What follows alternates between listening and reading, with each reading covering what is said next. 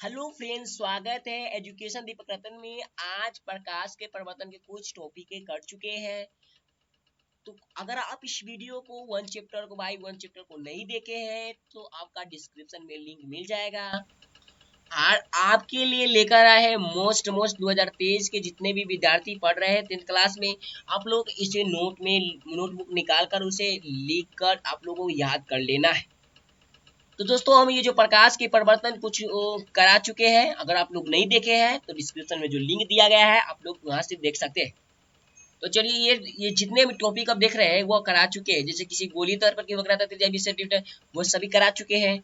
अगर नहीं देखे हैं तो आप लोग डिस्क्रिप्शन में लिंक दिया गया है, वहां से आप देख सकते हैं। अगर टेलीग्राम पर नहीं जुड़े हैं तो आप लोग जल्द से जल्द जुड़ जाए, जिसे हम इसे टॉपिक लेकर आपको टाइपिंग कर देते रहते हैं। दोस्तों, यहाँ पर सबसे पहले क्या करते हैं, अपतन दर्पण का उपयोग बताएं। सबसे पहले फर्स्ट क्वेश्चन के देखेंगे, क्योंकि दोस्तों ये आपकी कहीं किताब में नहीं मिलने वाला है। आप लोग कितना भी प्रश्न कर लीजिए, नहीं मिलने वाला। ये आपको हम हेड राइटिंग के रूप में दे रहे हैं और इसे हम लिख कर बहुत मेहनत किए। दोस्तों, आप लोग थम्स अप दबाते रहिए। अब इस तरीके से बहुत टॉपिक कराने वाला है। दोस्तों, फिजिक्स के पूरे टॉपिक कराएंगे आप लोगों को। 2023 में जितने भी परीक्षा देने वाले हैं दोस्तों, इसी में से आने वाला है, इसमें से कहीं भी नहीं रखने वाला। तो आप लोगों को ऑब्जेक्टिव वाइज सब्जेक्टिव भी पढ़ाया जाएगा। तो आप लोग सिर्फ थम्स अप दबाना है, सब्सक्राइब करना है, जिससे नोटिफिकेशन आपको पहुंचता रहेगा। तो दोस्तों, ऑब्जेक्टिव क्वेश्चन भी पढ़ाएंगे। आप देख सकते हैं प्रकाश के लौटने की घटनाओं को क्या कहते हैं। तो इस तरीके से आप ऑब्जेक्टिव क्वेश्चन पढ़ने वाला है, जिससे आप लोग ऑब्जेक्टिव ज्यादा से ज्यादा मात्रा में याद कर लेते हैं। लेकिन आपको याद नहीं करना है। इस वीडियो में नहीं, अगले लेक्चर में भी हम ऑब्जेक्टिव क्वेश्चन। तो दोस्तों, यहाँ पर टॉपिक वाला 5 क्वेश्चन को देखेंगे। तो यहाँ पर देख सकते हैं फ्रेंड्स, तो अपतन दर्पण का उपयोग बताना है। और भैया ये मोस्ट वीवीआई क्वेश्चन है, आप लोग नोटबुक निकालिए और इसे लिखते चलिए। तो सबसे पहले क्या कहते हैं, अपतन दर्पण का उपयोग बताएं। अपतन दर्पण के निम्नलिखित उपयोग हुए। इसका उपयोग हजामती दर्पण के रूप में भी किया जाता है।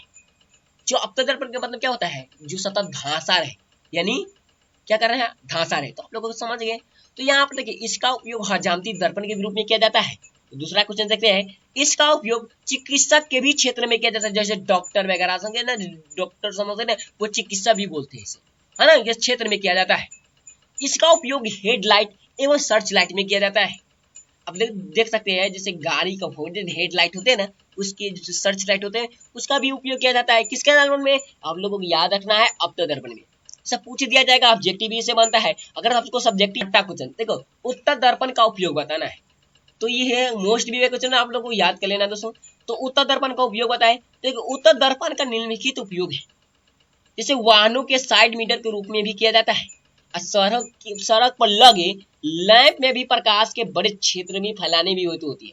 मान लीजिए सड़क पर जो लगे होते हैं लैंप, आप लोग देख सकते हैं, सड़क पर आप देख सकते हैं कि लैंप लगा हुआ ना, उसके प्रकाश है ना, वो बड़े क्षेत्र में भी फैलाने के लिए किया जाता है। तो अपतन दर्पण के अवसारी भी दर्पण कहा जाता है। अपतन दर्पण को अवसारी भी दर्पण कहते हैं। ऐसा क्यों, आप लोगों को तो क्वेश्चन में मन में आया। अरे भैया, 2022 में ये पूछा गया प्रश्न है।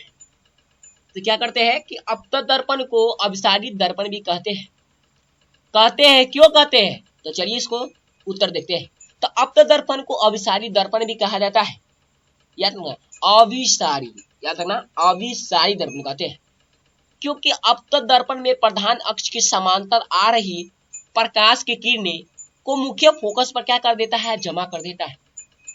समझ लीजिए, इसे अच्छे से समझिए कि जो हमारा अपतन दर्पण क्या कर रहा है, अपतन दर्पण प्रधान अक्ष के समांतर आ रही प्रकाश के किरणें क्या करेगा, मुख्य फोकस पर जमा कर देगा। आप इस चित्र के अनुसार देख सकते हैं। तो इस चित्र को उतार लेना दोस्तों, इसे मन में बैठा लेना। तो यहाँ पर क्या क्वेश्चन है, 8 नंबर क्वेश्चन को क्या कहते हैं, इसमें थोड़ा सा छूटा हुआ है, लेकिन इसको भी सॉल्व करके चलेंगे। तो यहाँ पर सबसे पहले उत्तल दर्पण को अभिसारी दर्पण कहा जाता है क्यों। तो हम पढ़ चुके, अपतन दर्पण को अभिसारी दर्पण कहते हैं क्यों।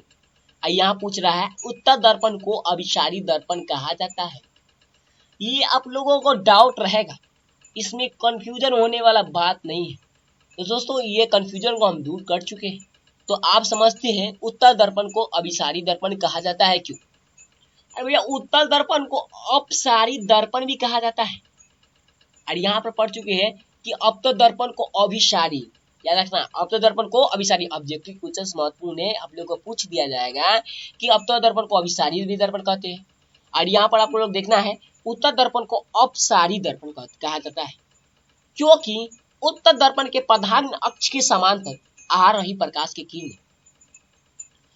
क्या, तो आ रही प्रकाश किरण जो मुख्य फोकस पर जमा कर देता है उसे क्या कहते हैं, उत्तर दर्पण कहते हैं। तो यहाँ पर कुछ टॉपिक छूट गया है, आप लोग लिख सकते हैं, एक बार और दोहराते हैं। तो उत्तर दर्पण को अभिसारी दर्पण भी कहा जाता है, क्योंकि उत्तर दर्पण के प्रधान अक्ष के समांतर आ रही प्रकाश की किरणें जो मुख्य फोकस पर जमा कर देता है उसे उत्तर दर्पण कहते हैं। तो यहाँ पर अब टॉपिक है क्या, अवतल दर्पण को उत्तर दर्पण में अंतर बताना है। ये तो मोस्ट वीवीआई क्वेश्चन दोस्तों, इसको तो छोड़ना नहीं है। 2023 में जो भी क्वेश्चन आएगा उसको लगा कर आना है। तो क्या करते हैं कि अवतल दर्पण एवं उत्तर दर्पण में निम्नलिखित अंतर है, ठीक है। तो चलिए इसको लिखना जरूरी है, ना तो ये आपका जो परीक्षा जो चेक करने वाला होता है वो नंबर काट लेगा दोस्तों। शेयर भेजना, अवतल दर्पण में उत्तर दर्पण में निम्नलिखित अंतर है, इसको लिखना जरूरी है, पॉसिबिलिटी है।